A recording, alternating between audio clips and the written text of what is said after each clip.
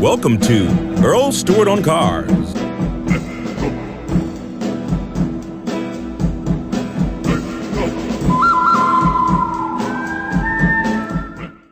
If you took away the extra insurance that Hertz, Avis, National, you name any rental company offers this. As a matter of fact, many rental companies not only offer it, they push it real hard. It's almost hard to get out of a rental company or when you make a reservation without taking that supplemental insurance. And it's not needed in 99.9% of the cases. It's one of these insurance products that shouldn't exist because a lot of credit cards include protection from damaging a rental car. It covers the deductible. A lot of homeowners insurance policies do the same thing. There are very few people that do not have the coverage. Unfortunately, they don't know that they have the coverage, but they probably do.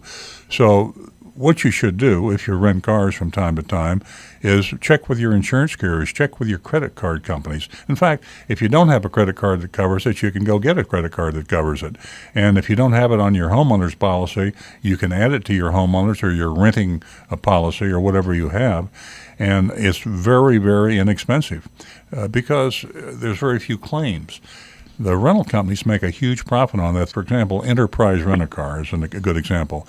The salespeople at Enterprise are on a commission. When you rent a car at Enterprise, they're measured by how many supplemental insurance policies they sold. It's very expensive. You go in on a car advertised for $29.95 a day, and you walk out with something for $40 a day or $45 a day, and you look down and you find out they sold you a lot of insurance products that are useless.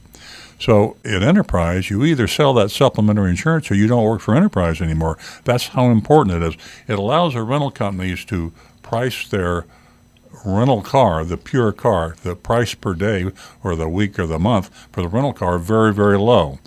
It's analogous to what the airlines are now doing. Remember when you could get on an airline and they actually gave you something to eat and you could have an aisle seat? You could even carry your carry-ons on board or you could carry extra bags. And I mean, those were the good old days, weren't they? Now they charge you for everything. I mean, they charge you for the too many bags. They charge you for carry-ons. They charge you for sitting in the aisle. They charge you for you don't even now get any kind of a meal. You got to buy the meal ahead of time and carry it on the plane. So that's so they can keep their airfare down. It sounds like they get low airfares. They don't.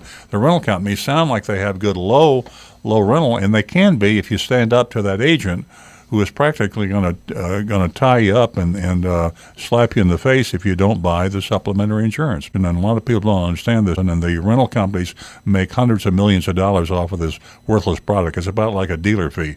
It's pure profit to the rental company. Insurance is something that you buy for something that you cannot afford should it happen. In other words, you can't afford to have your house burned down.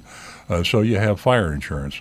To replace a house, you can't. Most people can't afford to do that. If you have a $500 or $600 damage to your car, which falls under the deductible of the rental car, no one wants to pay $500, but a lot of people can afford to pay it. The odds against you damaging that rental car are very slight. So you gamble a little bit, even if you don't have it. But let me restate, you probably have it, but you have to find out where it is. Homeowners insurance and credit cards.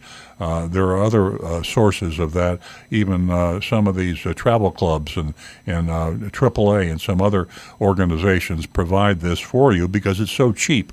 It doesn't cost them anything to provide it. It sounds like a good thing. The perceived value is high, but the cost is very low, and that's why the rental companies love it. The cost is very low, and they can sell it to you for too much money, and that's what they're doing.